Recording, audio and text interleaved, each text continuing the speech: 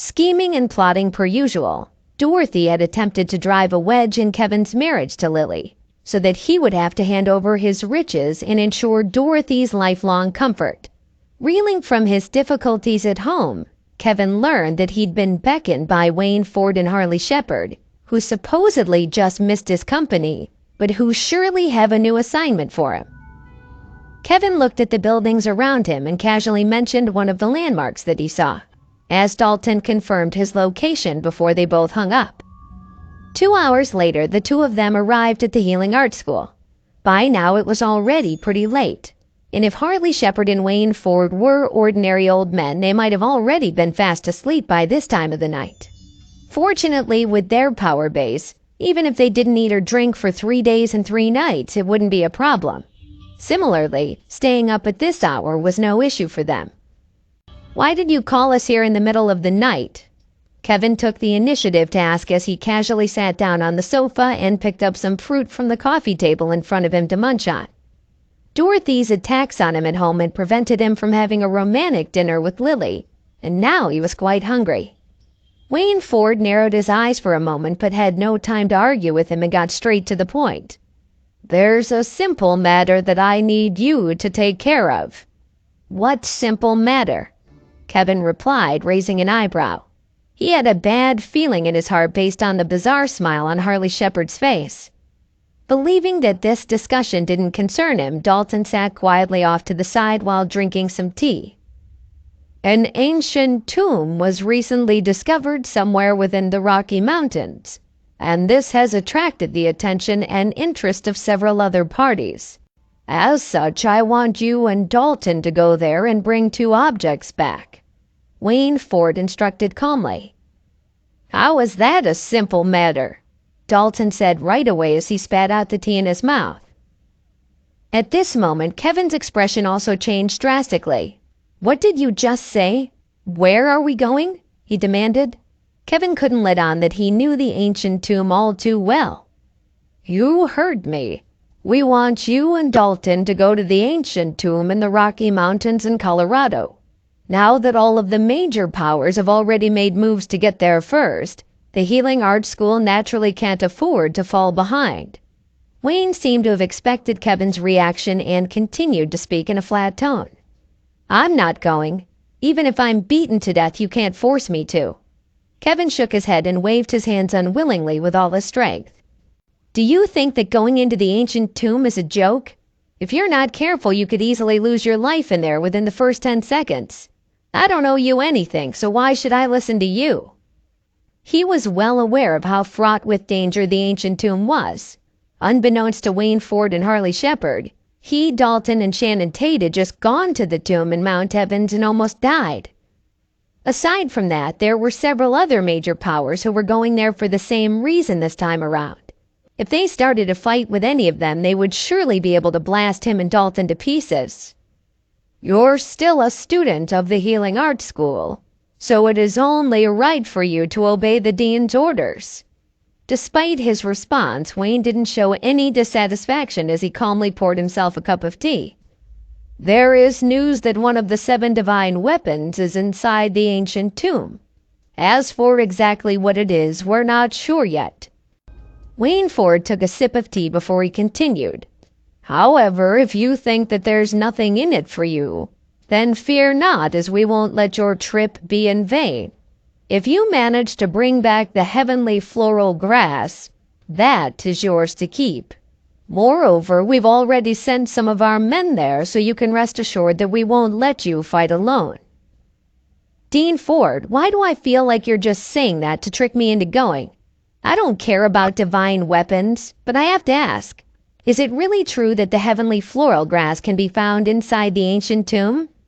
Kevin asked as he narrowed his eyes, and his expression gradually became serious. Kevin enjoyed a game of cat and mouse, and he knew he had formidable opponents in Ford and Shepard. He would have to get information out of them without revealing that he had information of his own. He clearly remembered that there was a detailed record of the heavenly floral grass in one of the secret books that were in his possession. It was an extremely rare ingredient that could be used to significantly boost one's health, making one immune to all kinds of poisons. More importantly, it was something that was indispensable in refining the heavenly sky pill. When it came to the medicinal pills that were recorded in the secret book, Kevin had already familiarized himself with most of their pill formulas, but he was still unable to refine about 40% of them. The reason for this was very simple, and it wasn't due to a lack of herbalism skills. Rather, while he knew the pill formulas, he was unable to find the medicinal ingredients he needed to refine them. Getting his hands on the heavenly floral grass would go a long way toward overcoming that obstacle. "So, are you going or not?" Wayne asked faintly. Although Wayne Ford looked calm on the surface, he was actually panicking deep down as he wasn't sure whether Kevin would agree to go or not. After all, this matter was something that the Night King had informed him personally. And if they messed up and the divine weapon fell into someone else's hands, Wayne Ford wouldn't be able to explain this failure to him. Meanwhile, Harley Shepard had tactfully called Dalton away. He said that he had something to tell him, but in fact he really just wanted to leave enough space for the other two to talk things over.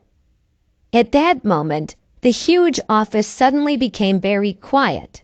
As Kevin looked at the tea in his cup, he gritted his teeth and sighed. "Must I really go, Dean Ford? I don't understand why you specifically asked me to go on this mission for you. I'm sure there are so many other experts in the school who are both willing and able." "Kevin, you're a smart person. Can't you see such a simple thing?" Wayne lowered his eyes and added, "You only have to look within yourself to find the answer to your questions." After thinking for a moment, Kevin put down his teacup and took a deep breath. "Dean Ford, I don't know why you're expecting so much of me, but the truth is that I'm not that ambitious of a person. In fact, let me tell you something. If it wasn't for everyone forcing these responsibilities on me, I would rather go back to being an ordinary man. If I were given the chance to decide the course of my future, I would just want to spend the rest of my days with my wife and live a peaceful and simple life with her." Upon hearing this, Wayne Ford simply smiled. He then reached out and patted Kevin's shoulder. "It's not as easy as you think to just walk away from it all.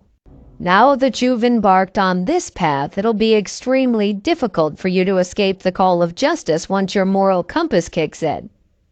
His meaning was very obvious. Even if the Night King didn't urge him to do so, as long as Wayne Ford knew about the ancient tomb, he would still want Kevin to handle it. Although this young man hadn't completely accepted his calling yet, Wayne Ford could see that Kevin wasn't a person who would be willing to stay in a corner if the safety of the entire world was at risk. Courage and valor would always be Kevin's driving forces. Therefore, while the heights of Kevin's future potential were hard to imagine, he had to use every opportunity to train him, as well as provide enough guidance to pave the way for him to become ready to lead one day. "Fine. Since I can't get rid of my responsibilities as your student so easily, I might as well treat it as community service for this school. When will I set off?" Helplessly backed into a corner by Wayne Ford's words, Kevin could only choose to yield and agree. "Don't say it like it's a bad thing, Kevin. Don't think of it as a punishment or a death sentence, but a chance to sharpen your skills and prove something to yourself. The ancient tomb is indeed full of danger, and all of the other forces that are also racing to obtain the divine weapon inside first will further complicate your mission. However, if you can come back alive and successful, the benefits and experience that you'll gain from it will surely be beyond your wildest dreams." Wayne stroked the beard on his chin slowly, then added, "According to the information that we've gathered, there's only one entrance to the ancient tomb, and it'll take another 10 days for it to open. To be safe, you should leave in 2 days." "Got it, Dean Ford. Wait for my good news upon my return." Kevin nodded his head and quickly left the dean's office. As for Dalton, he stayed to study with Harley Shepard the entire night and only left the Healing Arts School the next afternoon. Given his upcoming mission, Kevin didn't stay idle during the next 2 days. First, he went to the Williams Company and called Adriana Wright to secretly find someone to help him write a will. Since Kevin couldn't guarantee that he would be able to walk out of the ancient tomb alive, He knew all too well the dangers that lurked there.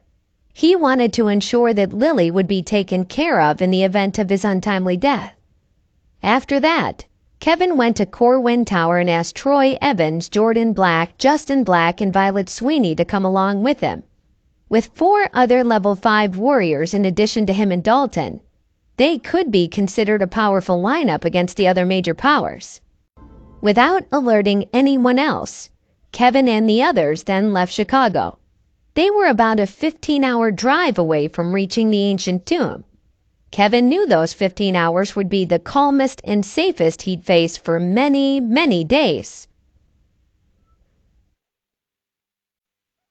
When Wayne Ford revealed that he wanted Kevin and Dalton Steele to go to the recently discovered ancient tomb to retrieve a divine weapon before anyone else could, Kevin immediately objected, after having just gone there and having barely made it out alive. Wayne argued that it wouldn't be easy for him to walk away given his moral compass. With the ancient tomb's entrance opening in 10 days, Kevin gave in and spent the next 2 days writing a last will for Lily in case something happened to him. Given that Mount Evans was located in a quiet part of Colorado, no one expected that the ancient tomb would appear in such a remote place. As such, when the major powers heard the news all of a sudden, they immediately made their moves, which set off a huge wave of incoming forces towards this quiet mountainside town. "Mr. Williams, where are we going?" Jordan Black couldn't help but ask in disappointment. As he looked around at the dense forest and tall mountains around him, he noted that this place was far different from what he had imagined. "We'll wait here." Kevin smiled and looked at the mountain looming in the distance. With the ancient tomb's entrance still days away from reopening, Kevin initially decided to stay here in place in order to prepare and strategize from a safe distance, away from the eyes and ears of others. "Mr. Williams, what is the ancient tomb like? Why are there so many people gathered around this area?" Violet Sweeney asked curiously. Along the way, they encountered a lot of experts from the other major powers. It was obvious to Violet and the others that theirs was not the only mission targeting the tomb and that the activity in this small town was strange. Normally, a gathering like this would either signify some kind of large-scale battle or entail some kind of grand event. And because they had to ensure the safety of ordinary citizens, they would usually choose a relatively remote place for everyone to meet. Fun isn't exactly a word that I would use to describe it, but if you're looking for a good challenge, I don't think this trip will let you down. Kevin slowly shook his head and replied. While they were talking, more than a dozen figures quickly approached them. They were all wearing outfits that sported the symbol of the Healing Arts School. When they arrived in front of Kevin and the others, these people quickly surrounded them. The leader was an old man who was about 60 to 70 years old, wearing a traditional robe compared to the others. He also had a goatee on his chin, which made him look like a sage among the young followers. "Mr. Williams." The old man looked at him carefully and asked, "Yes, that's me. Are you the forces from the Healing Arts School?" Kevin took 2 steps forward and asked calmly, "My name is Gordon Maynard. I was ordered by the dean to bring my men here to assist you. Now that you've arrived, my team shall be under your control." The old man said this with a smile on his face, but there was also an air of mutual respect and seriousness of mission between them. If Kevin was an ordinary person, they would probably argue with each other over the matter of leadership. After all, Gordon Maynard vastly surpassed him in age and experience, so it wouldn't surprise anyone if he would look at a similar young man with disapproval. However, by now, everyone at the Healing Arts School knew that Kevin was different, as his reputation had already spread far and wide. Even the chief herbalist of the herbalism department, Lawrence Zimmerman, had left his post to make way for him. And when did either of the 2 deans ever not circle around him? Furthermore, Kevin had made a great contribution to the war against the Pinnacle, being one of the few people who survived the final battle against the Vanguard's younger generation. "Mr. Maynard, you're being too formal. Dean Ford only asked me to come and help you and your team, so you must not let me command you, especially with your vast experience in these types of situations." Kevin replied politely without losing his pride. "Then please go up the mountain with us. We've set a temporary camp there and most of our men are already waiting in the tent." Gordon Maynard made an inviting gesture and moved half a step to the side. Kevin didn't hesitate too much and motioned for Dalton and the others to come along as they followed Gordon Maynard and his men up the mountain. However, when they arrived at the tent, they found that many of the Healing Arts School's warriors had already been injured. Some of them were lying on stretchers, while those who were in relatively better condition were sitting on the ground in a sad and exhausted state. "What's wrong, Mr. Maynard?" Kevin frowned slightly upon witnessing this scene. He couldn't understand what had happened. "Mr. Williams, I'm not sure if you already know this, but several major powers were previously alerted of the ancient tomb's discovery. And while my co-leader Howard Torres and I were the first to arrive here with our men, it turns out that the camp we initially chose was the closest to the tomb." Gordon sighed. His face was then full of guilt as he continued. "But after the Union arrived, they kept trying to force us to move. Howard's fiery temper got the best of him and he attacked them because of our disagreement. Unfortunately, he was no match for their two leaders in the end, leaving us with no choice but to retreat and set up camp here instead." Dalton and Kevin's brows furrowed when they heard this. With the war against the Pinnacle having just ended, it seemed that the different schools of the Foundation had reverted back to their selfish pursuits. But even with this small matter of setting up camp, the Union's behavior was simply too overbearing. "Where is Mr. Torres now?" Kevin didn't reveal too much emotion. The members of the team from the Healing Arts School were curiously staring at Kevin. However, while their eyes were constantly scanning, their expressions were dazed and deadened.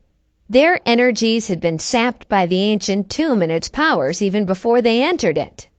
Their defeat outside its gates had left them at a loss. "Mr. Williams, please follow me." Gordon respectfully led the way across the tent.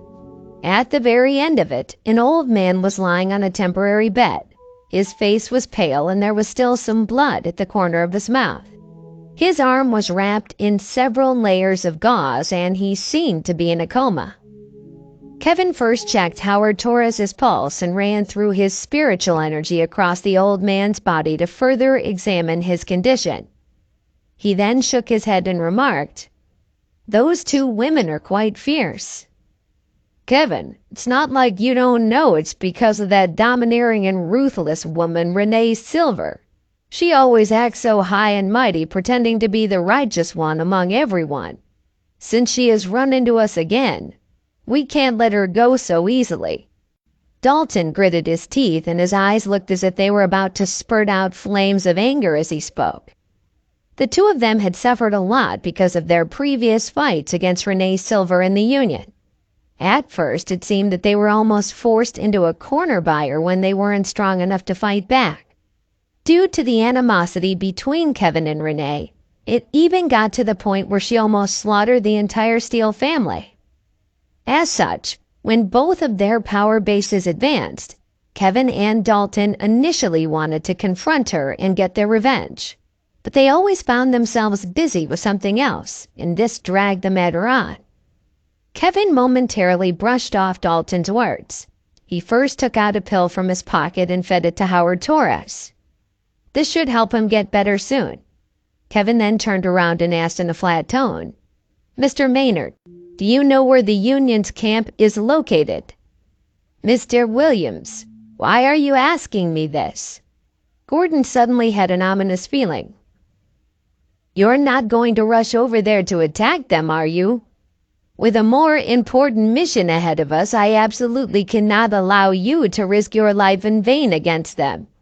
As you know, the relationship between the Union and the Healing Arts School has already been somewhat strained for some time. Plus, most of our reinforcements haven't arrived yet. I think it's better to—" "Mr. Maynard, you're overthinking the situation. I really don't care about the union, so you don't have to worry about me." Kevin straightened his waist and replied, "But since Dean Ford has sent me here to help you guys, how can I not consider defending the Healing Arts School's reputation?" Gordon Maynard was left speechless by Kevin's words. Although he was trying to persuade Kevin not to act rashly, he would have fought his way to the union's camp himself if his own power base was high enough. After all, how could he let the Healing Arts School's forces be trampled on so easily? However, he didn't expect Kevin to be so bold. Even though he had just arrived and hadn't settled down yet in camp, he was already looking to find trouble with others. In the biggest tent of the union's camp, 5 experts were sitting at the highest seats above the rest. "Can you sense the spiritual energy surrounding the ancient tomb? It shouldn't take long for it to be fully opened. When the time comes, we must be the ones to obtain the divine weapon inside," Renee Silver pointed out with a serious expression on her face. "It won't be easy for us to succeed in warding off all the other major powers. We must make a detailed plan," one of the experts beside her replied. Renee and the others nodded their heads in agreement and began to come up with a strategy quickly. "The Grand Empress has been in training in isolation for many years and is about to come out of her seclusion. When the time comes, her power base will surely have advanced by leaps and bounds. As such, the divine weapon inside the tomb shall be our gift to her. This is the only way to not only maintain the stability of the Union, but to ensure that we shall be the leader of the 10 grade schools in the future." Renee resolutely patted the table as she gazed at everyone before her. Nothing less than an absolute victory over the other schools, in complete control thereafter, would satisfy ruthless Renee.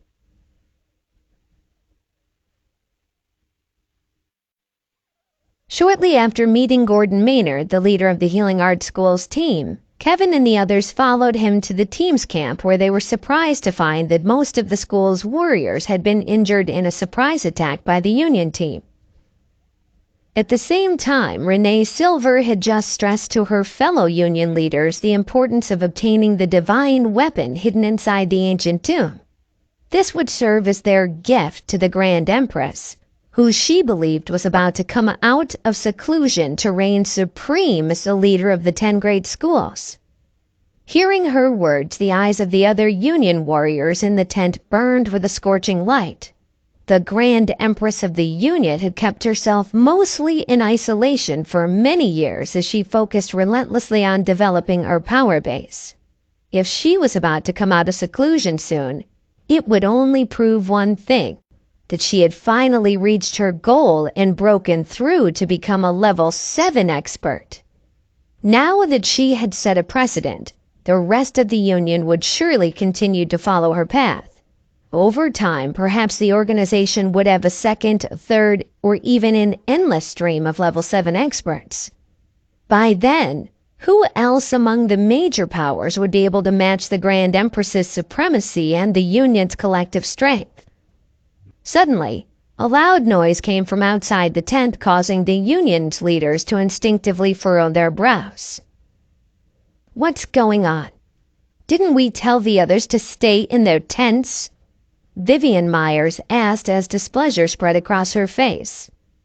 "I'll go outside and take a look." Renee Silver took a deep breath and quickly stood up to check what was going on outside. However, just as she walked out of the tent, several figures quickly charged toward her. If it wasn't for Renee reacting just in the nick of time to quickly dodge all of them, she surely would have been hit. "Who are you? How dare you try to start trouble in the Union's camp?" When Renee Silver saw the collapsed tent, her anger was swiftly ignited. "It's been a long time since we last saw you, Director Silver. How are you?" Kevin called out from afar. His casual air was intentional. He hoped to throw his enemy off guard. At first it seemed that he was walking very slowly toward her, but in just a few seconds he suddenly arrived in front of Renee. "Kevin!" Renee's pupils suddenly widened. She couldn't help but clench her fists in anger. "The one and only." Kevin replied casually as he glanced at her indifferently. With a loud bang, the collapsed tent behind them broke into pieces as Renee stood on the spot with a cold expression on her face. At the same time, all the other warriors of the Union looked at Kevin with unfriendly expressions after being so rudely disturbed. Enchantress, this is Kevin Williams. He's the shameless piece of trash who was expelled from the Williams family in New York, Renee immediately revealed. Just then, the rest of the Union's warriors came over, holding their weapons tightly as they stared fiercely at Kevin and the others. Are the people of the Healing Arts School really in such a miserable state? How desperate of you to call for help from such a pathetic person! Renee cast a scornful glance at Gordon Maynard, who was standing off to the side. For your information, Dean Ford had specially arranged for Mr. Williams to come here. Also, before tagging him as a shameless person, perhaps you should look at yourselves in the mirror and think about all the despicable things that you've done. Gordon Maynard coldly fired back at her and turned his head away in disdain. It seems that you're here to seek revenge. Renee didn't waste any more words and directly got to the main point as she shifted her attention back to Kevin. So what if we are? Kevin straightened his back and took a step forward. This is the first location that the Healing Arts School has taken a liking to. It's only right for you to give it back to us and move along somewhere else. Why should we? Do you think that we're threatened at all by you? Renee sneered as she saw the Healing Arts School's reinforcements rushing over from near the base of the mountain. If it wasn't for Wayne Ford, do you think they would still be given the time of day? I'm giving you one last warning. Go back down the mountain immediately and return to your school. Don't force us to attack you again. Looks like I'll have to see how you're going to make a move this time around. Kevin put his hands behind his back and didn't say anything else. Enchantress! Renee's expression became even uglier. Knowing very well that she wasn't a match for Kevin, she couldn't afford to attack him directly. Instead, she had to place her hopes on Vivian Myers to teach him a lesson. Don't worry. I'll handle this, Vivian said. She was a ruthless woman who didn't like to talk much. When she took a step forward, the powerful spiritual energy of a level 6 expert instantly poured out from her body. Among the people of the Healing Arts School, the strongest among them was barely a level 5 expert. As such, when they felt this powerful pressure coming toward them, they were forced to take a step back, and a look of shock appeared on their faces. I don't really have any intention of becoming enemies with the Healing Arts School, so I hope that you all can just be a little bit self-aware and leave here as soon as possible. Vivian's words were filled with seriousness. Such arrogance from this woman. Who does she think she is? Troy Evans scoffed at her threat. Similarly, he also took a step forward and unleashed his own spiritual energy. Seeing this, Jordan Black, Justin Black, and Violet Sweeney also stepped forward and followed suit. The pressure of these 4 level 5 warriors was enough to cause a violent tremor across the ground beneath their feet.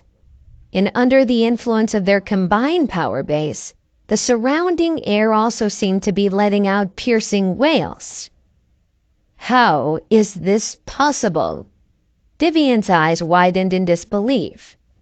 Troy Evans and the other 3 figures' collective spiritual energy had forcefully stifled the pressure that Vivian Myers had just released.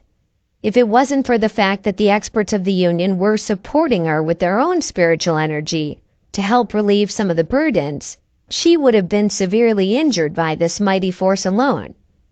By now, this commotion between the Union and the Healing Arts School had already attracted the attention of many people from the other major powers. When they caught sight of this and felt the heaviness in the air, all of them were shocked. 4 level 5 experts? Since when did the Healing Arts School have so many powerful warriors? Someone exclaimed. Although it's not a surprise for a school to have some hidden strength, to send out 4 level 5 warriors at the same time is certainly quite a shocking feat for them. Another added. Perhaps it's because they're all still so young and were only given the chance to showcase themselves now. But I can't help but think, if those 4 are already level 5 warriors, doesn't that mean that the power base of the 2 people in front of them is even higher? A third one wondered as he pointed toward Kevin and Dalton. With this scene going on for a few minutes, the other members of the Union could no longer withstand the pressure from Troy Evans and the others, forcing them to collapse to one knee and spit up blood. Kevin, do you really want to have a falling out with the Union over something so trivial? You should know that you're also representing the Healing Arts School right now. Vivian tried to scare Kevin in order to make them stop. Oh, so you do know that I represent the Healing Arts School? Kevin shook his head a few times and showed a mischievous smile. Since that's the case, you should return this location to us. Otherwise, how can I go back to our camp at this point? Don't be ridiculous. If we leave now, where else will we set up our camp? Besides, the Healing Arts School already has tents laid out not too far from here. There's no need for you to do this to us. Vivian's chest heaved up and down violently in exhaustion. Because of the ancient tomb, almost all of the major powers had formed a circle around it to set up camp. As such, Vivian Myers knew that if they gave up their current spot, it would be impossible for them to find a better place. Upon hearing this, Kevin's previously smiling face suddenly changed. He then shouted with a commanding voice, I'm telling you one last time, be gone. Otherwise, no one from the Union will be left alive. As his voice fell, his spiritual energy shot out from his body and pushed down on the Union like a crushing force. A 5th stage level 6 warrior? Vivian's face was as pale as a sheet of paper, and she almost fell to the ground in horror. Since the rest of the people from the Union weren't as strong as she, their bodies began to tremble uncontrollably, and their legs immediately went limp. And as they all helplessly fell to their knees, they simultaneously spit up blood. Seeing her junior member struggling like this, Vivian clenched her teeth tightly as she contemplated what to do. Deep down, she knew that Kevin's current power base was stronger than anyone else's present.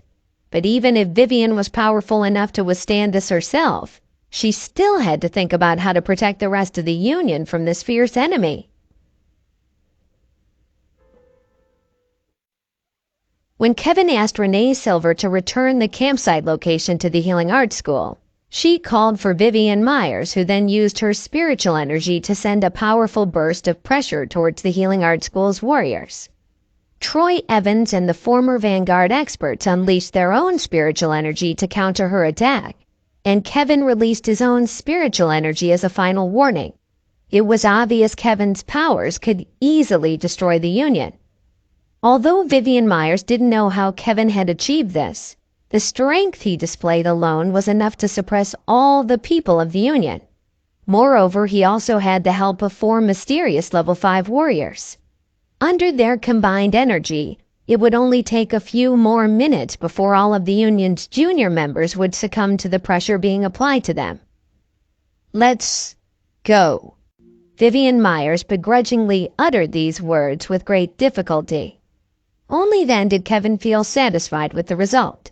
He then waved his hand to Troy Evans and the others, and all of them withdrew their powerful pressure at the same time. Under the cheers of the Healing Arts School's members, the people of the Union conceded the campsite location and left dejectedly like little kids leaving the playground after recess was over.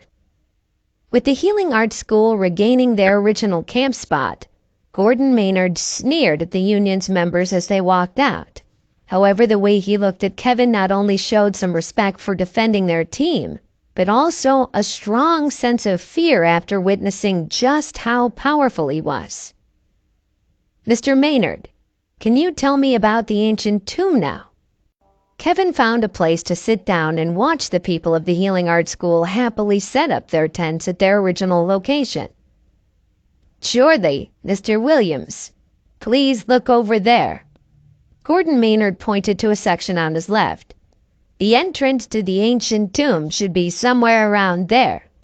The spiritual energy inside hasn't been completely released yet, but it emits a rainbow-colored light every 5 hours.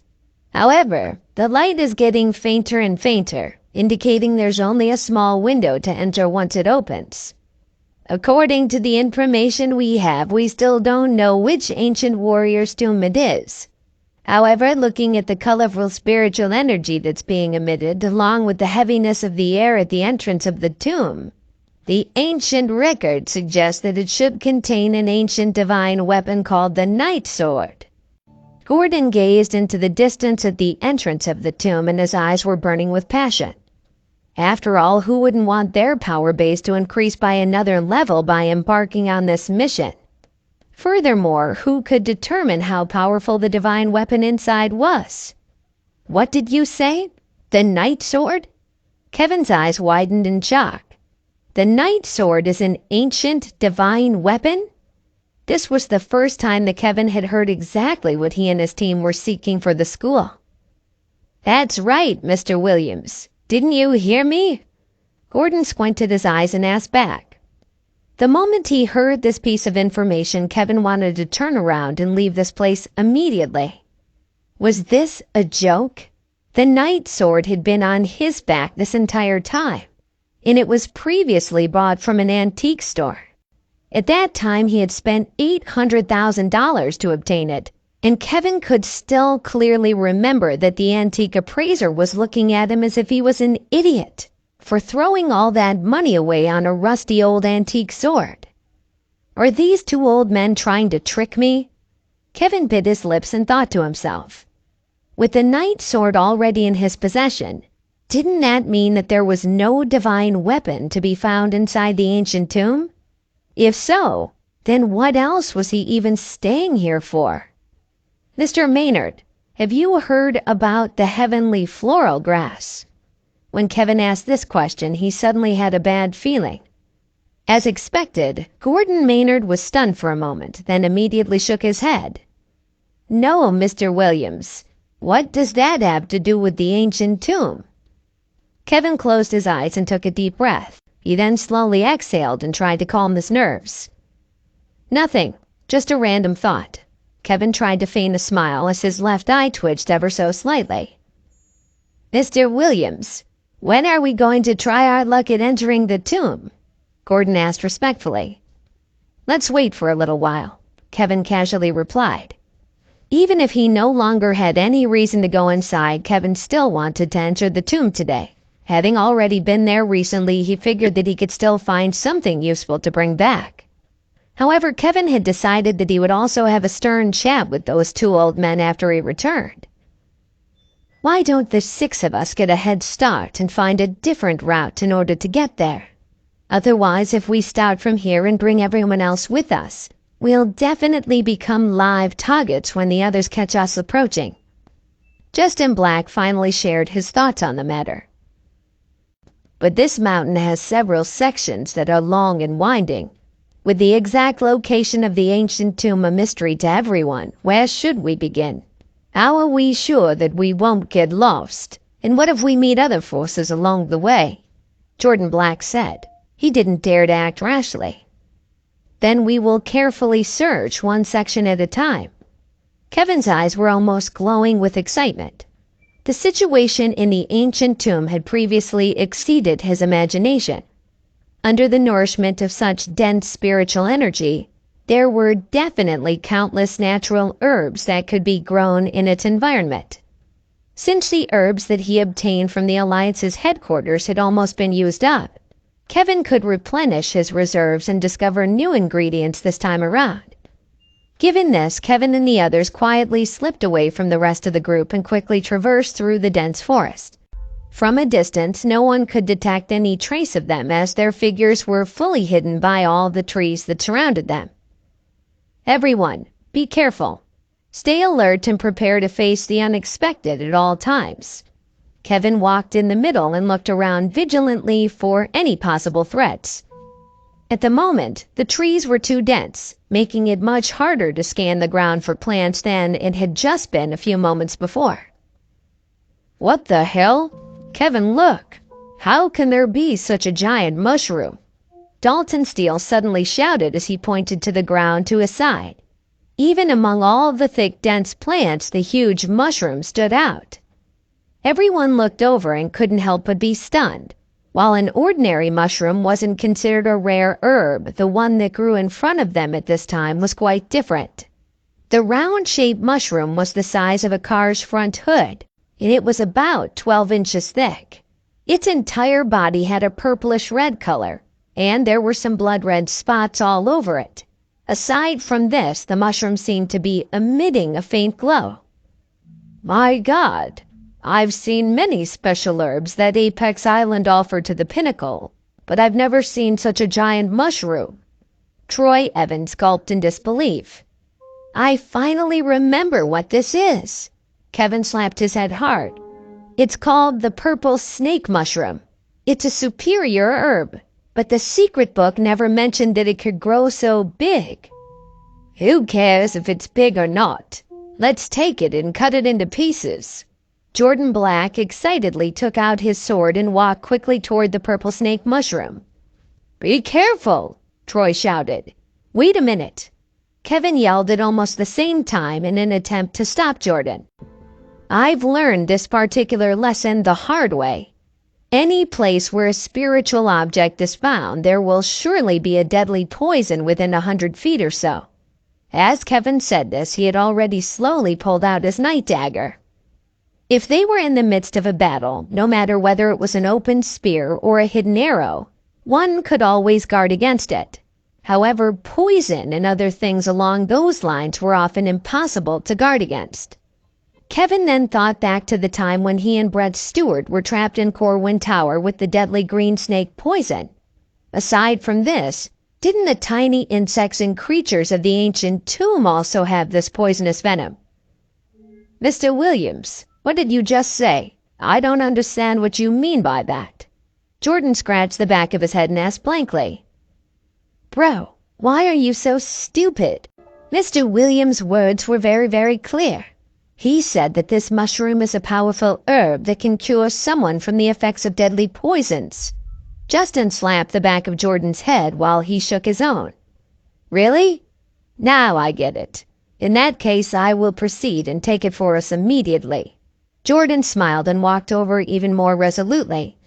Hearing their conversation, Kevin and Dalton covered their foreheads with their hands.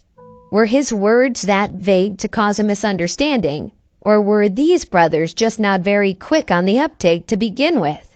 When Jordan Black was about 10 steps away from the purple snake mushroom, a rustling sound suddenly came from the trees around them. "Everyone, be on guard." Kevin's expression immediately became serious. As such, Troy Evans and Violet Sweeney quickly had their backs to each other, while Kevin and Dalton also looked around vigilantly. Meanwhile, Jordan also quickly reacted and channeled his spiritual energy. His body then emitted the same faint black and white glow as his brother Justin's. In a flash, Jordan realized that Kevin was right. There was a deadly poison nearby, and now it might be too late to avoid it.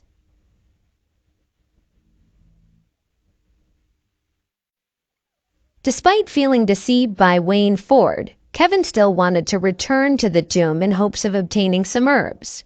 While searching, the group came upon a purple snake mushroom which Kevin knew could be poisonous. However, Justin and Jordan Black misunderstood him and thought that it was an antidote instead. But just as Jordan was about to retrieve the mushroom, a rustling sound prompted Kevin and the others to be on high alert.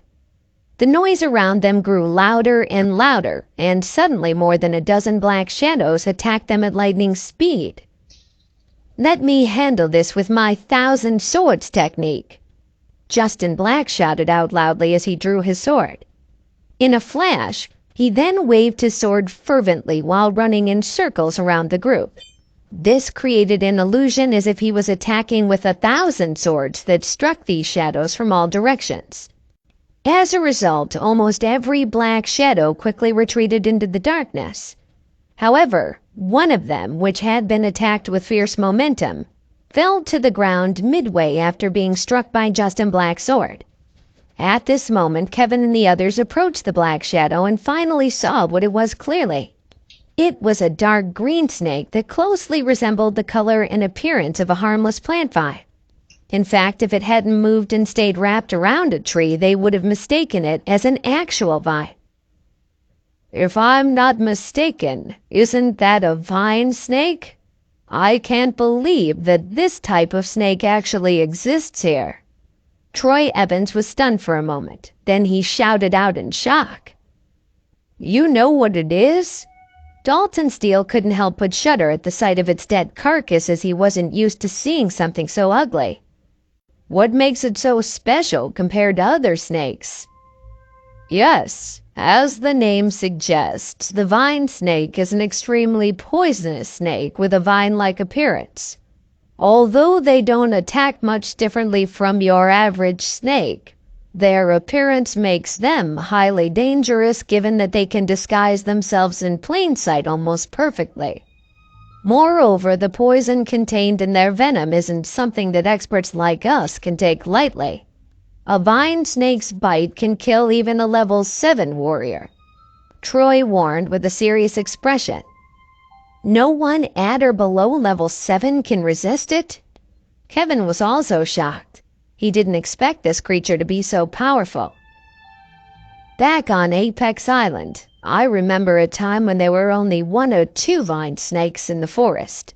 As such, no one paid any real attention to them. But in just half a year's time, the number of vine snakes increased dramatically for some reason. In the end, they ate all the other creatures that lived there. People weren't exempt from this either. Whether it was someone who had accidentally entered or simply bold enough to visit, no one would be able to walk out alive." A look of fear emerged in Jordan Black's eyes. Because of this, the Pinnacle gave the order to seal off the entire forest. And despite all the rare treasures that were in there, that place had become so synonymous with death that people would shrink back even at the thought of passing through. When he heard this, Kevin could see that the expressions of Violet Sweeney and the others from Apex Island had also changed. It seemed that they were all afraid of this vine-like monster.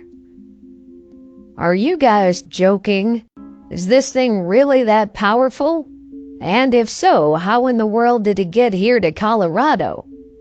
Dalton still didn't believe them. He then arrogantly picked up a fallen tree branch from the side and squatted on the ground to poke the dead snake's head. "Be careful!" A cold light suddenly flew out from Violet Sweeney's hands. The snake's head, which had been lying on the ground, suddenly jumped up and fiercely shot out toward Dalton's neck. Fortunately, Violet Sweeney had made a move just in time as her dagger pierced through the snake's head and firmly nailed it back to the ground. As you can see, the vine snake remains extremely aggressive even minutes after its death. Although the power of its venom will be much less after its body has been destroyed, it can still cause the human body to rot. Troy looked at Dalton with some annoyance for being so foolish. "The most terrifying thing is that the vine snake has always lived in groups, making the probability of them appearing alone very low. And since we encountered more than 10 black shadows earlier, it can only prove one thing." After saying this, Troy Evans suddenly stopped talking. At the same time, Kevin also realized the seriousness of the matter, and he couldn't help but frown. "What is it?" Dalton still didn't understand. "What he means is that there are still a lot more vine snakes around here." Kevin turned around and exclaimed, "We're surrounded!" As his voice fell, countless red lights suddenly appeared in the surrounding dark forest. There were also rustling sounds everywhere, as if to warn them that hundreds or even thousands of poisonous snakes were crawling their way. Given this, Kevin and the others quickly went into a formation, not daring to leave any gap in between as they leaned against each other's backs. "What do we do now?" Dalton tightly gripped the fusion hammers in his hands as he surrounded his body with spiritual energy. "How do we defeat these things?" the defensive capabilities of the vine snake itself are extremely low. As such, a normal dagger or sword is already enough to kill it. Troy's forehead was already covered in cold sweat. However, what we do have to watch out for is its speed. Vine snakes are just too fast, and they have an absolute advantage over us in numbers at the moment. Generally speaking, even when a pack of hungry wolves encounters them, they can only run away, as they would much rather starve than risk becoming their prey. Just then, Kevin suddenly noticed something. The light emitted by the purple snake mushroom off to the side was getting stronger and stronger, as if it had discovered something that could resonate with it. "Are you saying that you want us to give up and just let them eat us?" Dalton glanced at Troy Evans unhappily. "You don't seem to understand a single thing, do you? My point is that if we want to stand a chance against them, we have to be extra careful." Troy's expression didn't change at all. He stood still and looked around vigilantly. "Besides, vine snakes don't even need to eat your body in order to kill you. As long as you are bitten by them, your entire body will rot and die from their poisonous venom." "What the hell? How is that supposed to reassure us? And how can you tell us this with such a blank expression?" Dalton was about to go crazy. "I don't want to die from letting their poison go all through my body. I might as well let them eat me alive." At that moment, more and more vine snakes slithered toward Kevin and the others, and in just a few minutes they were completely surrounded by them. Suddenly, there was a commotion among the bed of vine snakes. An opening appeared in the middle as one of them entered. This particular vine snake looked like a 1,000-year-old tree vine and slowly moved toward them. Its size was much thicker and longer than the others, spanning about 30 feet in length, and it also kept dripping its sticky purple venom all over the ground as it slithered around. "How did you get in here? This place has been closed off for many years." While the giant vine snake itself didn't speak, a hoarse and slow voice seemed to echo from all around them. For a moment, Troy Evans and the others were shocked. They had never seen a vine snake this big on Apex Island. Moreover, where was that strange voice coming from? It seemed as though it was coming from inside their own heads, as though they were being hypnotized somehow. "I am the ruler of this place, and these vine snakes are all under my control, but I have no intentions of harming anyone who doesn't offend me. I promise to spare your lives if you leave this place now," the voice explained slowly. Kevin took a deep breath. He finally understood one thing. At first, he was wondering why the spiritual energy was so dense in this place if it only nurtured ordinary plants. Now, with so many vine snakes surrounding them, it seemed that other wild beasts had thrived here as well. At that moment, Dalton suddenly took a few steps forward and asked sternly, "If I understand correctly, are you really willing to let us go?" Dalton's words made Kevin frown. He really admired Dalton's honesty, but even if this mysterious force really wanted to let them go, he shouldn't have asked the question out loud. However, what the voice said next shocked everyone. Kevin, Dalton, and their team had just realized they were attacked by a vine snake who had the powers to kill even a level 7 warrior. When more snakes loomed, their leader, a giant vine snake who was able to speak through a mysterious echo, told Kevin that the vine snakes had no intentions of harming anyone and would spare their lives if they left immediately. When Dalton tried to clarify in confusion whether this voice was really willing to let them go, what it said next shocked everyone. "Yes, I'm willing to let you go, but I have one condition. Leave this mountain as soon as possible after exiting these woods, and don't covet any treasures within the ancient tomb." Hearing this exchange, Troy Evans placed his hands on the top of his head in disbelief, desperately trying to quiet the voice that seemed to be coming from inside his head. I'm afraid that it's impossible since we've already come this far." Dalton raised his eyebrows and continued, "It would be wise for you not to become enemies with us."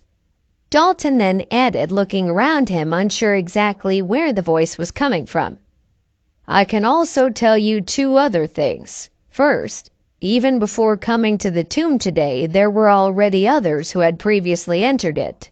What if they had already found your so-called treasure? Second, there are still a lot of people not far from here who haven't entered the tomb yet. So what if you managed to trap and kill our team here in this forest? It's just a waste of time, as you'd only be giving even more people a chance to take advantage and steal your treasures." Kevin frowned. Since it was also his first time dealing with these vine snakes, he had no idea what to expect from these monsters. So Dalton's confidence shocked him.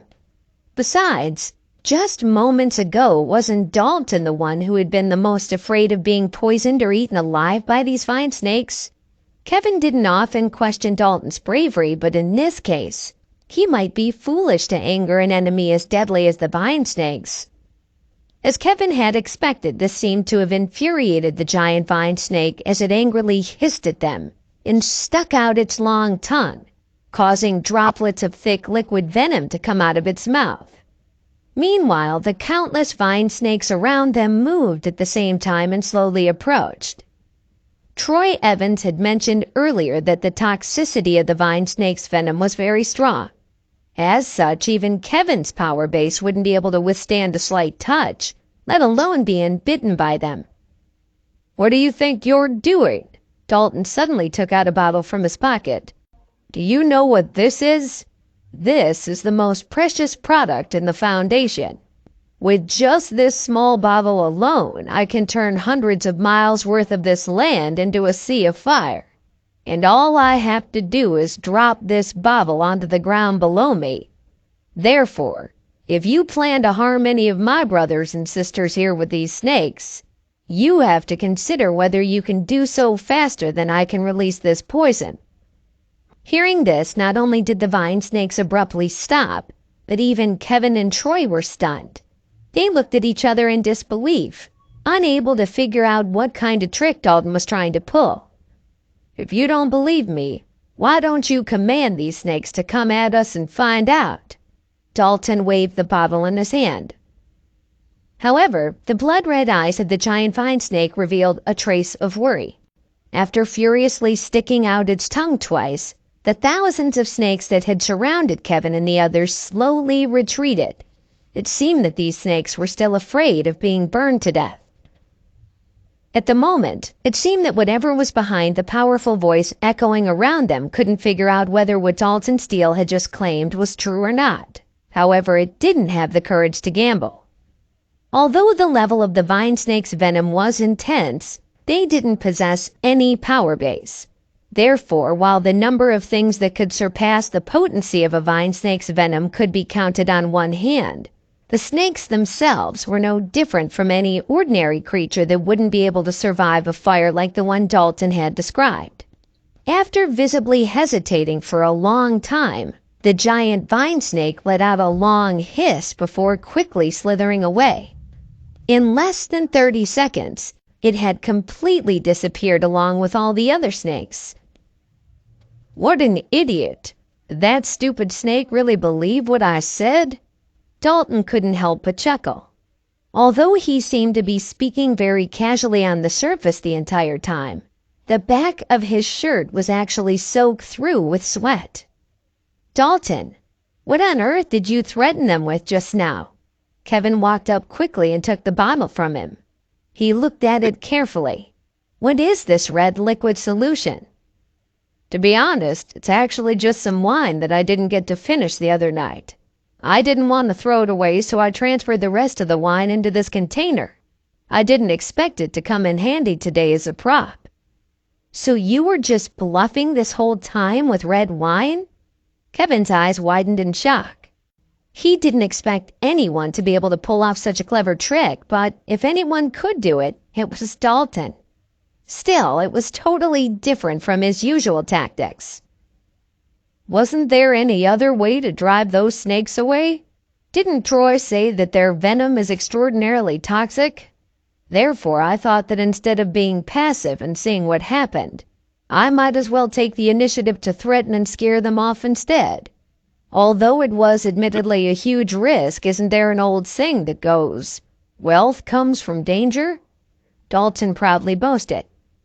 Without waiting for Kevin to say anything, Jordan Black walked up and wrapped his arm around Dalton Steele's shoulder. "Dalton, I always thought that you were a clever guy, but now it seems that you're also quite brave and resourceful. I'm really starting to like you." Jordan Black laughed and praised him. "It's too early to celebrate. After all, we're only about to enter the ancient tomb, and we don't know what will happen after that." Troy crossed his arms in front of his chest and remarked in a serious tone. Meanwhile, Kevin didn't say anything else. When Dalton glanced back at him, he let out a long sigh and patted his shoulder gently. There were some things that the two of them didn't need to talk about, but it didn't mean that Dalton didn't understand. Deep down, Dalton knew that he hadn't been much of a help to Kevin as of late. On the other hand, Kevin didn't hesitate to spare any of his time or resources to help him. As such, although there was no need for thanks between brothers, Dalton had always firmly remembered Kevin's kindness in his heart. And today he felt good to be the one to step up and help Kevin out of this deadly situation. Due to their unexpected encounter with the vine snakes, Kevin and the others had veered away from their original plan to get a head start on everyone else and search for the ancient tomb's entrance section by section. Instead, they chose to observe the rest of their competition in the shadows, as the people of the other major powers also started to make moves one after another. As they all approached the ancient tomb, some organizations even started fighting each other on the way for small profits and bragging rights. Treating this place as a battlefield, they didn't hesitate to use this opportunity to showcase their abilities in order to prove which team had better skills and was more prepared. I can't help but think that I really underestimated the strength of these other schools in the past. I've now begun to suspect that it was really their intention to deceive others by their actions on the surface. Dalton, who was standing on a tree branch, narrowed his eyes as he looked at the scene not far away. Dalton's right. Although I don't know for sure how strong they really are, I can clearly feel that Jeffrey Bowie and the other leaders' power bases are all at least at the advanced stage of level 6. If so, then why have they been hiding their true strength all this time? Could it be that there are some secrets within the great powers that can't be told to others? Kevin muttered to himself while he was deep in thought. Ever since he started studying at the Healing Arts School, Kevin had come into contact with the different deans or the higher-ups of many other schools and organizations within the great powers, such as Renee Silver and Violet Myers of the Union, as well as Paul Vaughn and Jeffrey Bowie. However, the power bases these people displayed had always given him a sense that they weren't worthy of their distinguished reputation. If they were only at roughly the same power base as him, how could these leaders survive at the hands of the formidable Myriads or the mighty Alliance? It was only today that Kevin finally understood what was going on. With the weakest of these leaders being level 5 experts, the rest of them were just waiting for the right opportunity to unleash their full power in front of everyone. At the same time, in the Salix Leaf complex in Chicago, Lily was sitting on the living room sofa and drinking some coffee. With Rachel Collins beside her, the two of them were catching up and chatting about different matters. "It seems that so many things happened while I was in a coma," Lily said as she was filled with mixed emotions. "I'm just glad that you're okay now. Anyway, I don't know the identity of the person who came to the hospital that day. But when I heard that there was a way to save you and told Kevin about it, he immediately brought Dalton with him and left Chicago in order to obtain some rare flower." Rachel had also heard about what happened between Kevin and Lily, so she wanted to be the peacemaker between the two of them. "Is he really with Phoebe Anderson?" Lily suddenly asked dejectedly. "Lily, don't be so negative. You can't believe everything you hear. As your best friend, I can see that Kevin loves you very much. Otherwise, he wouldn't have gone to such great lengths just to save you." Rachel earnestly gave her opinion on the matter. "Although I know that Kevin and Phoebe are close friends, I can assure you that there's nothing romantic going on between them. Kevin may not be the perfect husband, but despite his shortcomings, he only has eyes for one woman in his life, and that person is you."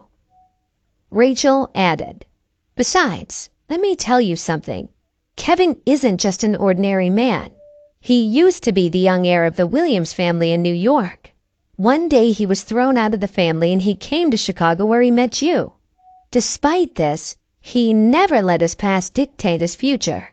And now that he's made a strong comeback, Kevin has risen to heights he never would have attained back in New York, all without the help of his wealthy family.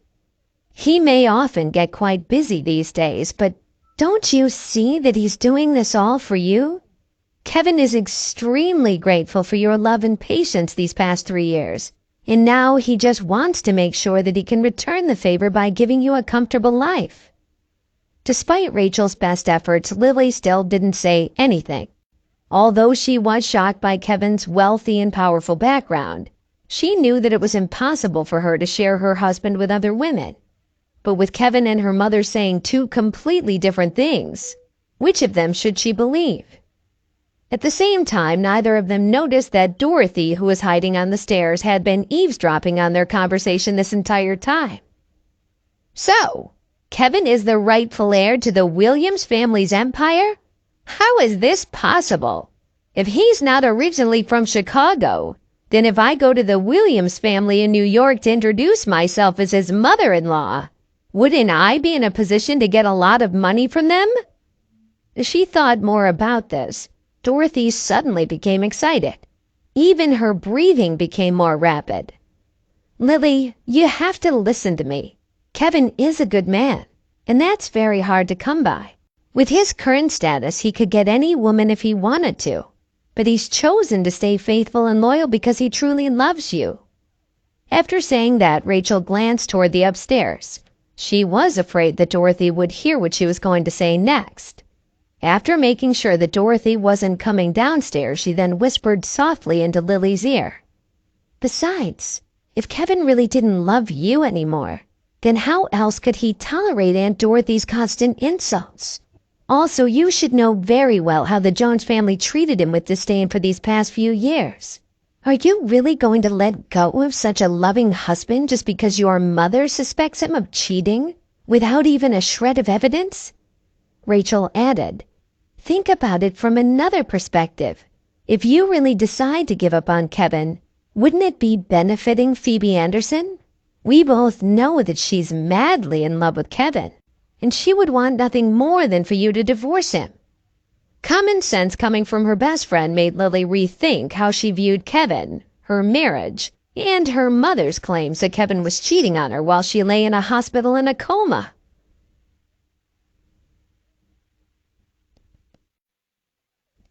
Despite Rachel Collins' best efforts to prove that Kevin truly loved Lily, Lily remained unconvinced that he and Phoebe Anderson were really just close friends. Rachel then told Lily not to let go of Kevin just because of Dorothy's accusations, pointing out how he had chosen to stay with her amidst his current change in status and Dorothy's continued insults.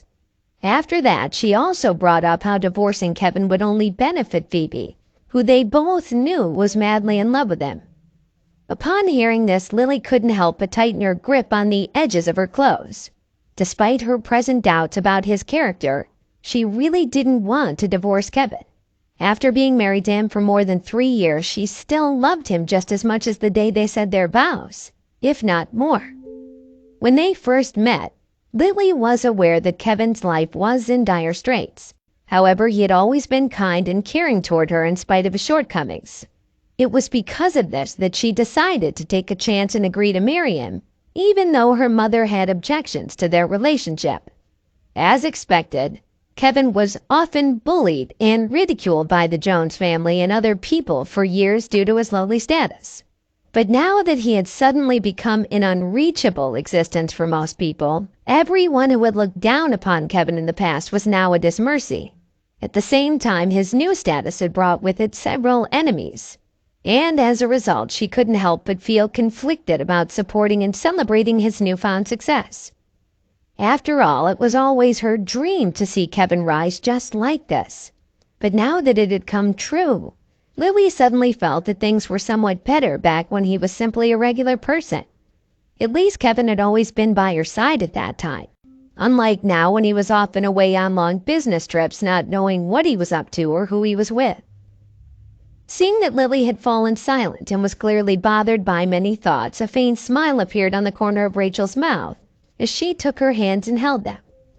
"Lily, I'm not trying to scare you, but now that Kevin has many ties not only in Chicago but also in Detroit and St. Louis, I'm sure there isn't a family in those cities that wouldn't want their unmarried daughter to have a relationship with Kevin if he was available. Despite this, Kevin remains loyal to you. So instead of pushing him away, you'd better hold him tightly in your arms." Rachel's eyes were filled with some envy. If Kevin was her husband, Rachel would definitely feel like the luckiest woman in the world. Aside from being a devoted partner, he was arguably the most powerful man in Chicago. How could she let go of such a catch? "If he wants to leave me for another woman, then so be it. I won't waste my time and effort trying to tie him up with a rope," Lily uttered angrily, but her heart was still full of worry deep down.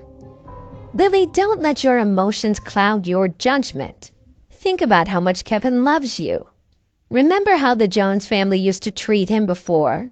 Did he ever take that out on you?" Rachel really wanted her best friend to come to her senses. What kind of person would push away someone like Kevin? Suddenly, Rachel vigilantly looked toward the stairs again and heaved a sigh of relief before continuing. "Lily, listen to me. Don't get too wrapped up in Aunt Dorothy's words. As her daughter, you should know very well what kind of person she is. Wait until Kevin comes back so that you can talk to him about whatever's bothering you. But also, make sure to give him a chance to explain himself and ease your concerns." Upon hearing this, Lily didn't say anything else, but her eyes began to well up with tears. At the same time, back at Mount Evans, Kevin and the others had finally arrived at the huge cave entrance of the ancient tomb. Although the sun was hanging above their heads, they couldn't feel any warmth at this point. They even had to use the spiritual energy in their bodies to resist the cold air coming from the cave. "Mr. Williams, what should we do now?" Jordan Black frowned and kept shaking his head. Unfortunately, the ancient tomb seemed to be closed as there was no light coming from the cave's entrance at this time. Instead, it was only enveloped by darkness. "That shouldn't be the case." Kevin shook his head and murmured. "With the eagle-shaped mountain region visible from this vantage point, we should be in the right spot. But why is the ancient tomb's entrance closed? Does the sunlight have to shine on it at a specific angle? Or do we have to wait until midnight like before?" "What?" Troy Evans and the others looked at each other blankly when they heard what Kevin said. Because they didn't understand what he had meant at all, they could only stare at each other and wait for Kevin to enlighten them. "Kevin, explain it to us clearly." Dalton also urged him in a puzzled manner. While he had already gone with Kevin to the ancient tomb before, he also couldn't figure out why they couldn't enter at the moment. "Take a look at the shape of that mountain range." Kevin pointed to the left and continued. "It looks like an eagle, right? According to legend, this region will thrive as a prosperous hub for nurturing extraordinary talents in the future. As for whether this will help drive humanity forward or destroy it, that depends on whose hands it shall eventually fall under." "How can this region be so powerful that it can determine the fate of humanity?" Dalton couldn't help but wonder. Jordan Black, Justin Black, and the others looked at Kevin with serious expressions. As former Vanguard members, they had also heard about a legendary mountain region being vaguely mentioned in passing back on Apex Island. While only the higher-ups at the Pinnacle knew the exact details, they knew that it was one of the main reasons why the Pinnacle wanted to return in the first place.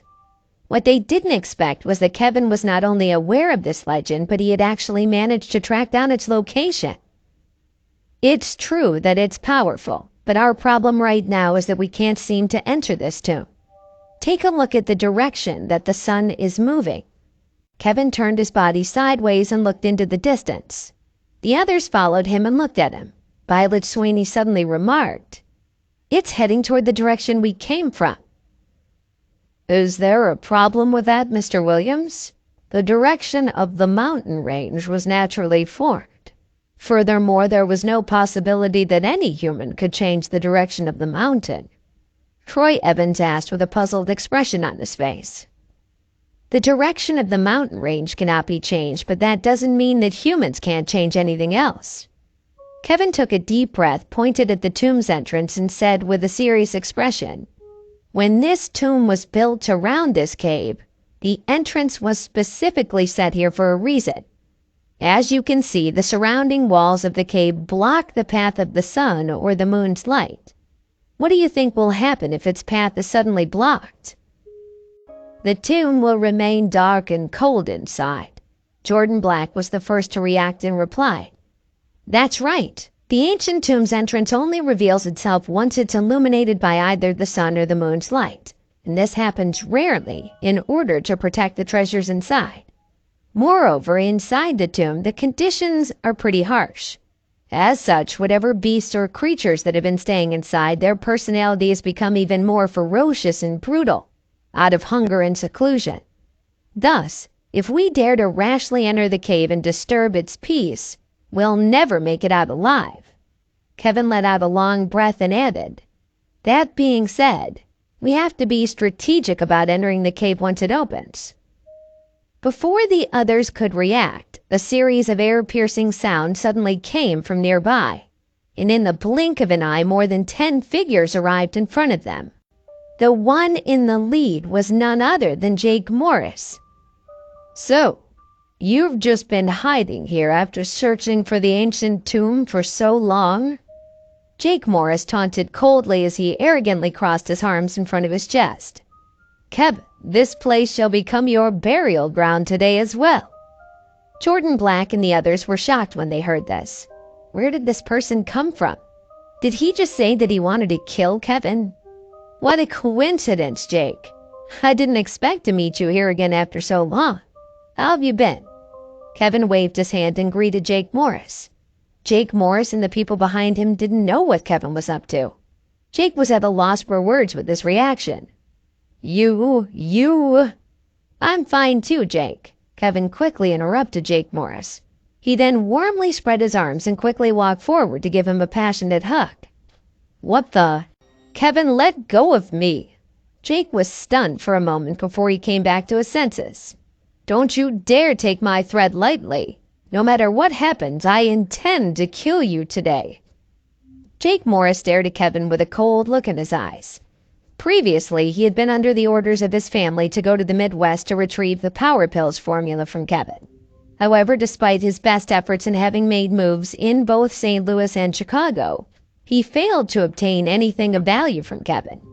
In the end, he even provoked the Reaper Squad, which caused some of his family members to develop a negative impression of him. In addition, Calvin Morris had just made a great contribution to the recently concluded war against the Pinnacle, which had further affected his prestige and status within his family when compared to his brother. Therefore, the first thing Jake Morris did when he heard of the ancient tomb's discovery was to volunteer himself to obtain the divine weapon inside for the Morris family. This was because he figured that, with all of the major powers competing against one another, Kevin wouldn't dare to miss out on such a big opportunity either. As such, he recruited a few experts once again from his mother to come along with him for this mission. In fact, when Kevin confronted the Union earlier, Jake Morris had already been observing him in secret. He deliberately chose not to make a move on him at that time. Instead, he wanted to get rid of Kevin in the ancient tomb with his own hands. By doing so, he would not only be able to prove his competence to his family by successfully obtaining the divine weapon, but also redeem himself in their eyes by killing Kevin and getting the pill formula from him. Jake, don't be so anxious. I know you want to kill me. But wasn't our previous conflict just a small matter?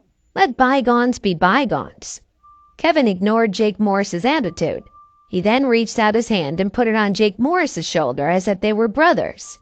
Kevin's attempt to turn the tables on Jake only made Jake more intent to kill his enemy. Kevin realized the ancient tomb's entrance only revealed itself when directly hit by either the sun or moon's light, which gave Kevin time to warn the others about the cave's harsh conditions as well as the ferocious beasts and creatures inside. Jake Morris arrived with his men and declared his intent to kill Kevin. However, Kevin stunned everyone by hugging Jake as if they were brothers. And when Jake reiterated that his threat shouldn't be taken lightly, Kevin brushed off their previous conflict as a small matter.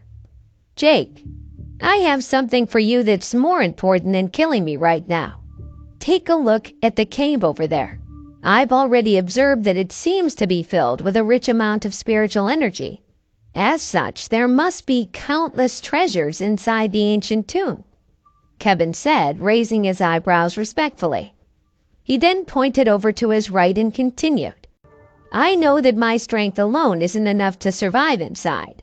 After all, I'm nothing like you, who comes from a big family with vast resources.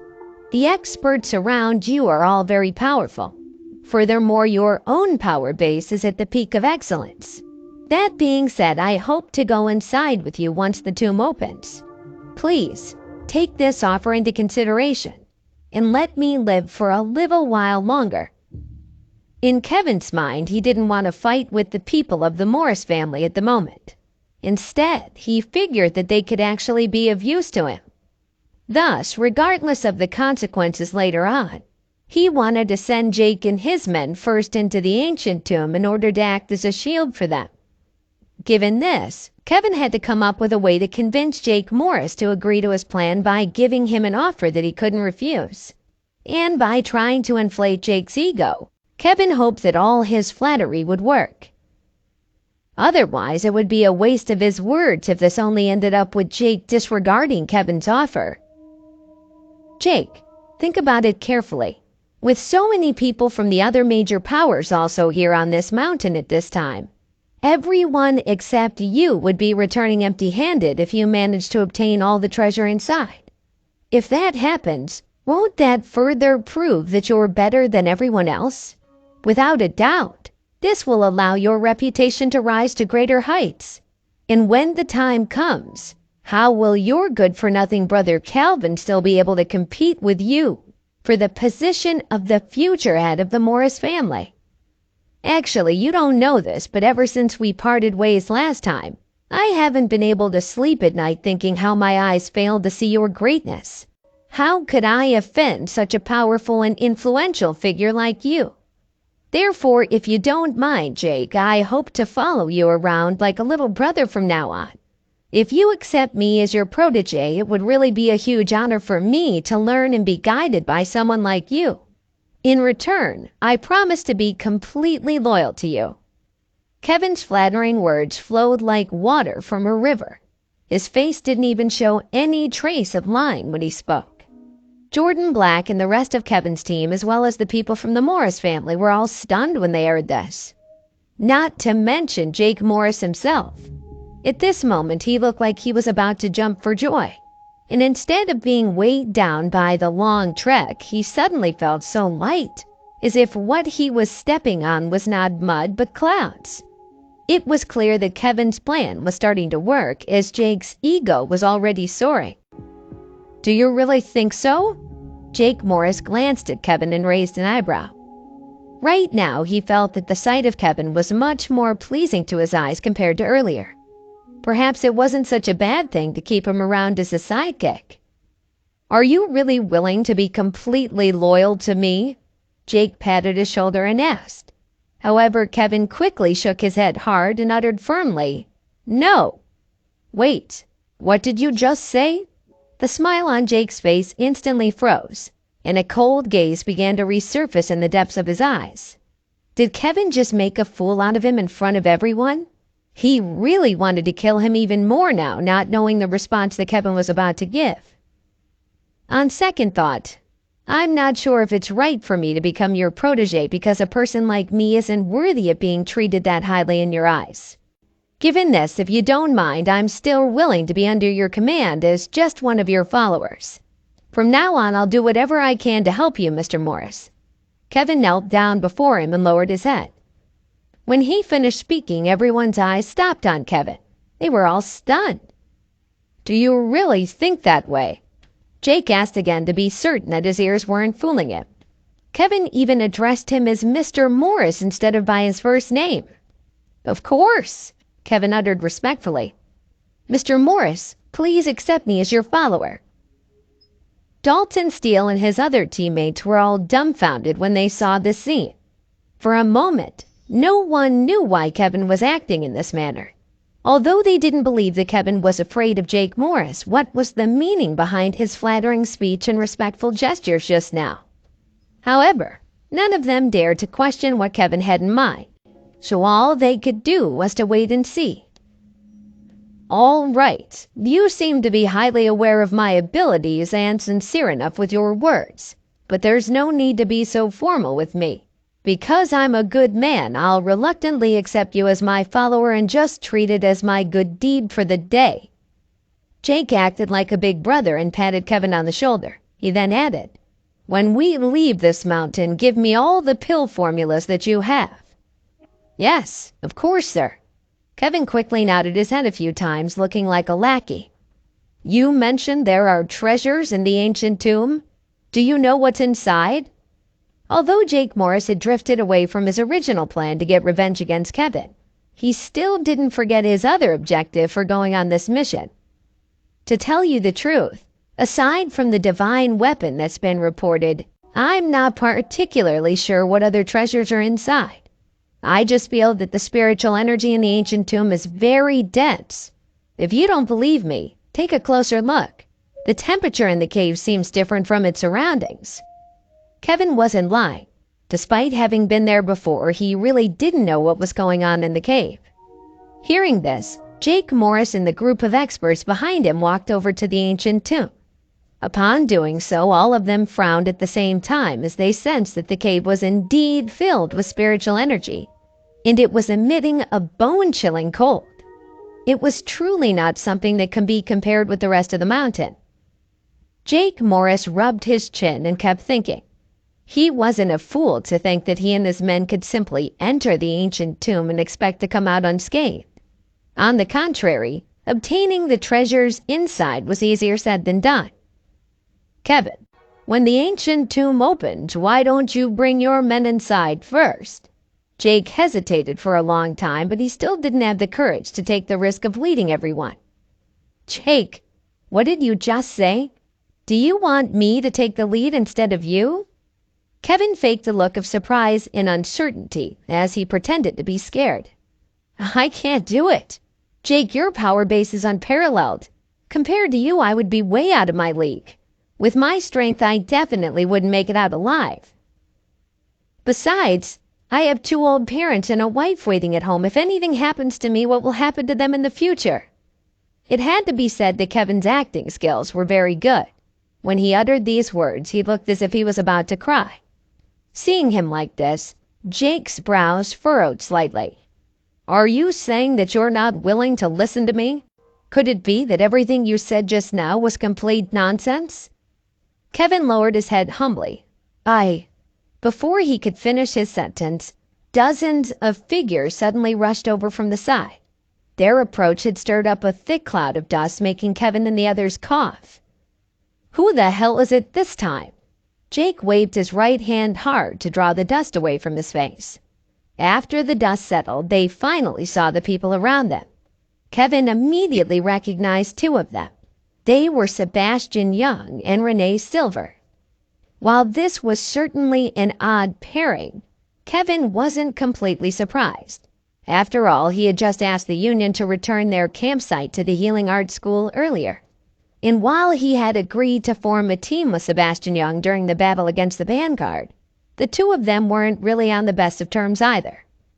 As for the others, they didn't have much of an impression on Kevin, but he could still sense the powerful spiritual energy coming from their bodies. Although the most powerful one out of the rest was only at the second stage of level 5, it was still a group of level 5 warriors. What the hell? Since when did so many level 5 warriors start fighting as hired guns? A small bounty can produce dozens of them, Kevin thought to himself. He couldn't believe it. The fact that they had all surrounded Kevin could only mean one thing. All of these people were here for Kevin. As expected, Renee Silver took a step forward. She then raised the cold sword in her hand and pointed it at Jake Morris. "Mr. Morris, please forgive us. We have no intention of becoming enemies with the Morris family. Today we only want Kevin."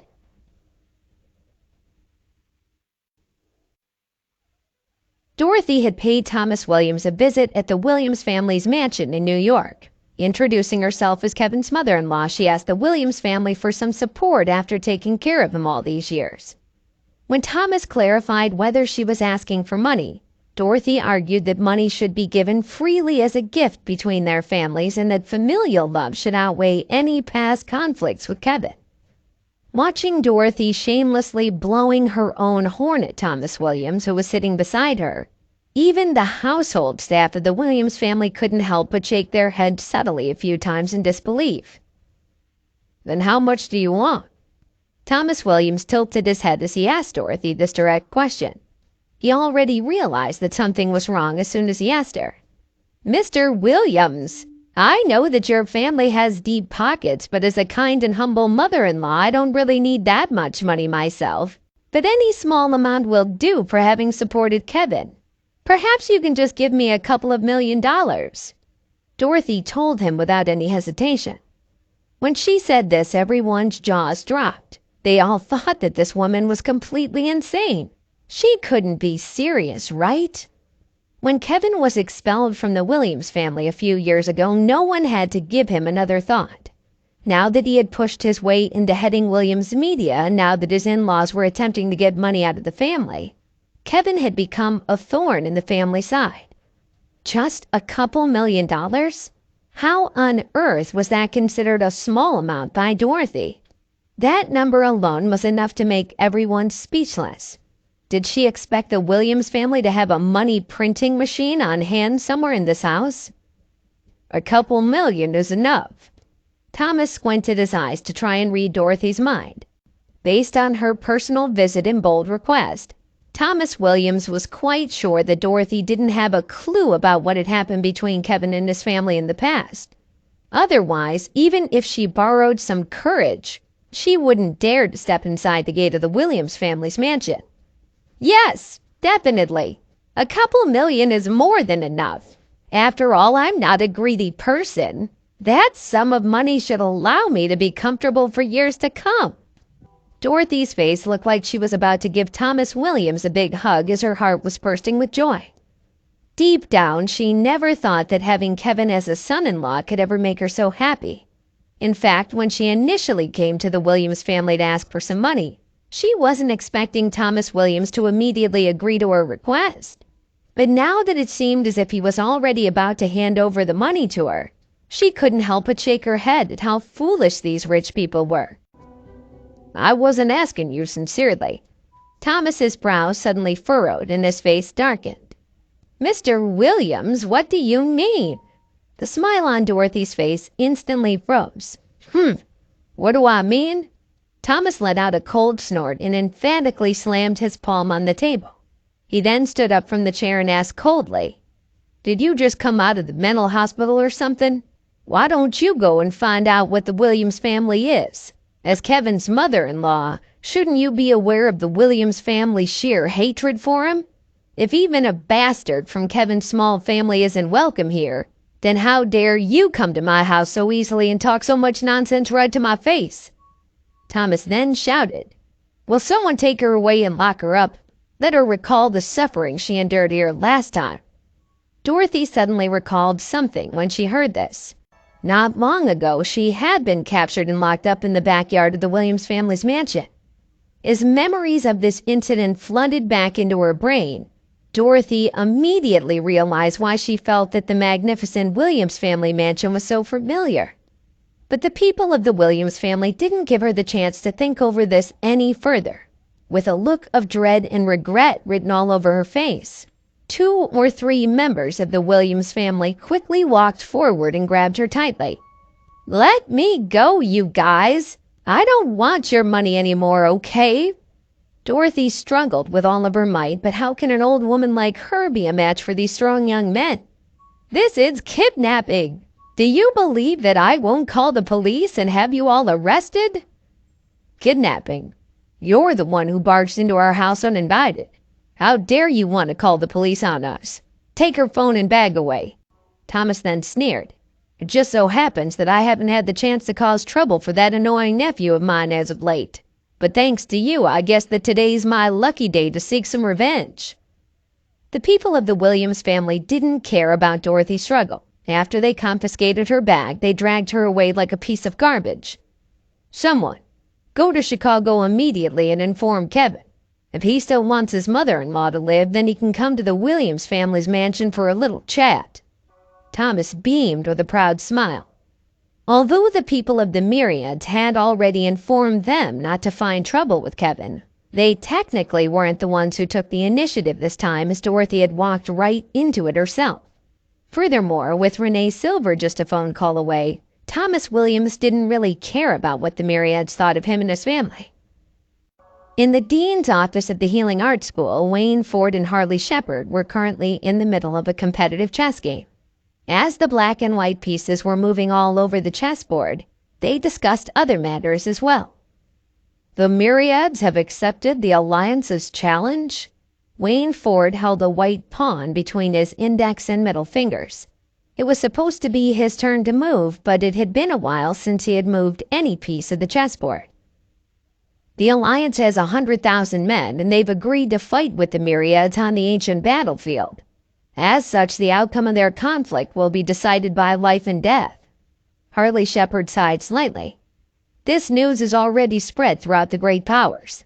After being silent and staying in the shadows for many years, these 2 underground titans have finally decided to fight each other for supremacy."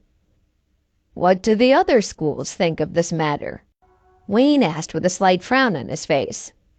"The 10 great schools have all decided to just take a wait-and-see approach for the time being. As for the other smaller schools, they aren't too obvious about their current plans." Harley replied faintly. "Despite this, all of their leaders' intentions are very clear. No matter who wins or loses out of the 2, the righteous schools will ultimately come out on top. With the battle dealing heavy losses on both sides, they'll surely take advantage of the Myriads or the Alliance's weakened state by joining forces and attacking them all at once. Thus, everyone sees this as a good opportunity to wipe out both organizations in one fell swoop, thereby eliminating a huge threat for the great powers when the time comes." Wayne Ford frowned even more when he heard this. After a long pause, he suddenly remarked, "The Myriads cannot lose this battle." Harley Shepard's right hand trembled when he heard that, causing him to almost lose his grip on his chess piece. He had known Wayne Ford for many years, and this was the first time he saw him so nervous about the fate of these 2 organizations. Given the allure of becoming strong experts with distinguished reputations within their realm, life as a member of one of the great powers wasn't as peaceful as ordinary people's lives. This was because the fierce competition for limited resources had often caused fights between the different schools and organizations. However, since they were already used to it, Harley Shepard couldn't figure out the source of Wayne Ford's worry. Both the Myriads and the Alliance were considered evil forces who had operated as underground organizations. Thus, if both sides perished together, wouldn't this outcome be what all the righteous schools should want to see the most?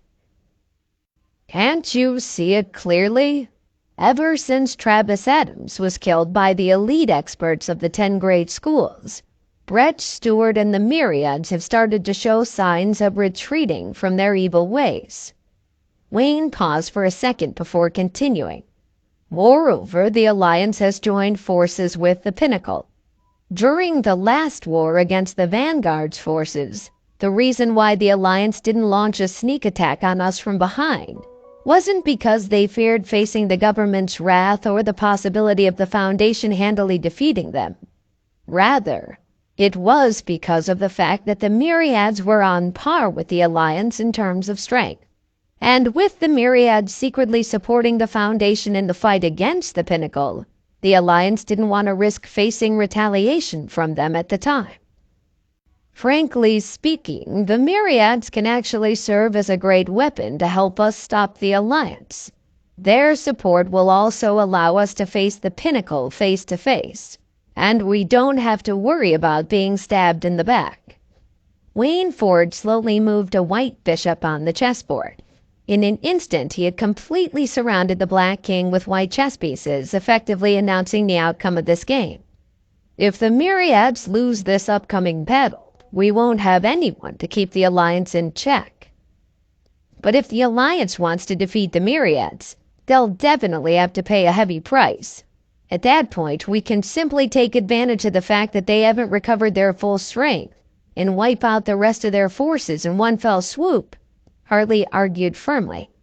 Although taking advantage of someone's vulnerability to get rid of them wasn't normally something that a righteous school would do, this didn't apply when dealing with evil organizations. When dealing with evil groups like the Myriads and the Alliance, Hartley knew that the ends justified the means.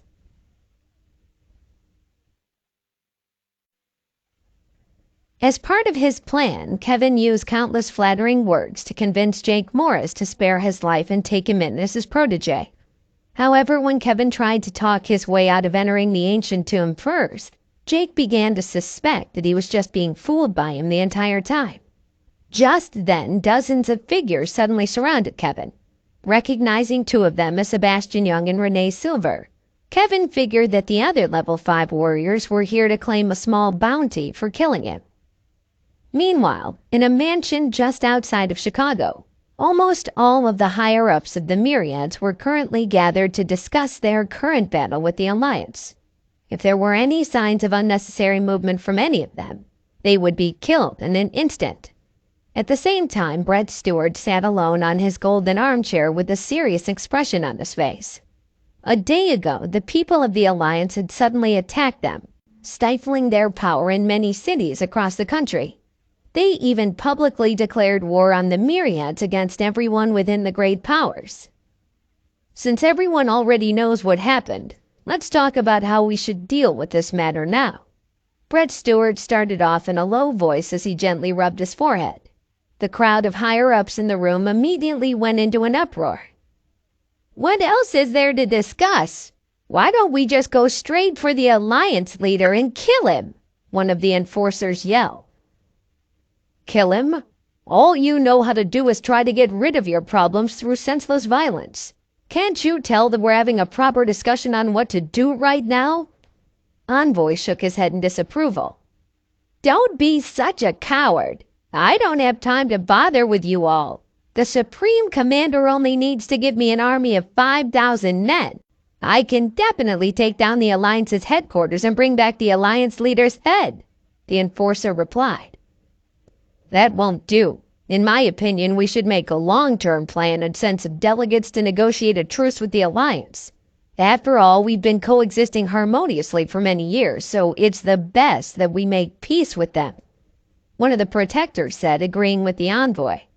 Seeing that the higher-ups weren't able to reach a consensus, Brett Stewart didn't show any expression on his face to indicate which way he was leaning toward.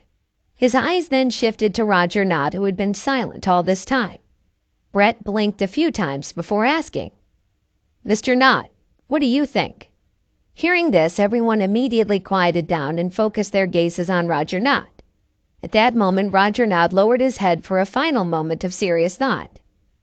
Supreme Commander, I suggest a counterattack.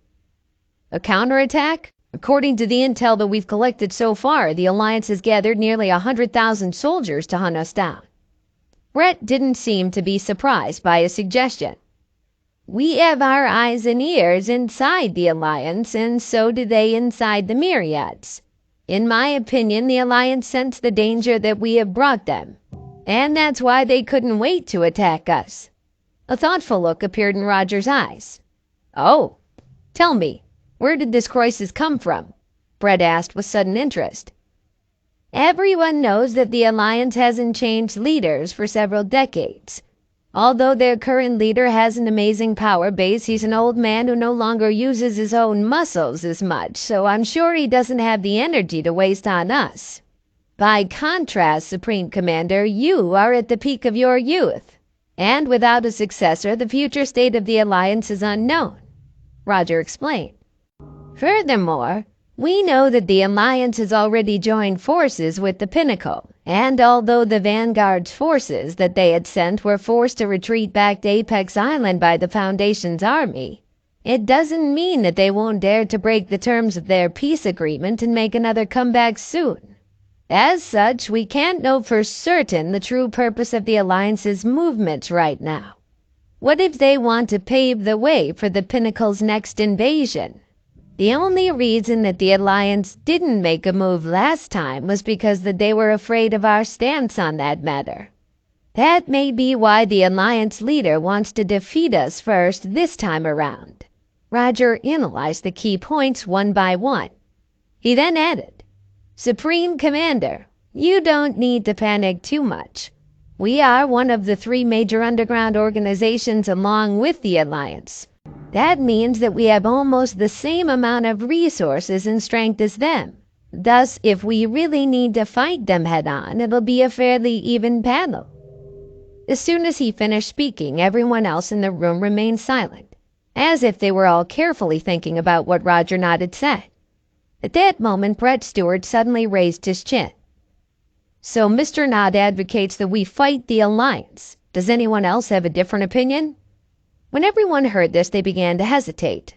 Finally, a middle-aged man in his 40s or 50s braced himself and stepped forward. This person was also one of the 12 envoys, which was the 4th most powerful position in the Myriads. His name was Eric Atkins.